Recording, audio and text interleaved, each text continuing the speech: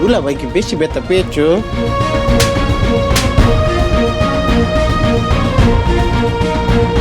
জামাই শোনা আব্বা, মনে কষ্ট রেখুনি। নিজের মা বাপ ফিরতো, নিজের মা বাপ বুঝতেছে না যে ফুতের জ্বালাটা কোন হানো।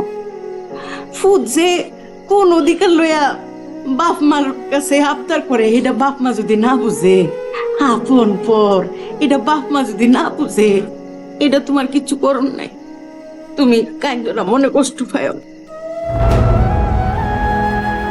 বুঝবো একদিন, বুঝবো আপনা ফুত কেডা আর পর ফুত কেডা, একদিন বুঝবো। ফুত কি এর লিগে কান্দে, এটা যদি মা বাপ না বুঝে, ই কি এর মা বাপ?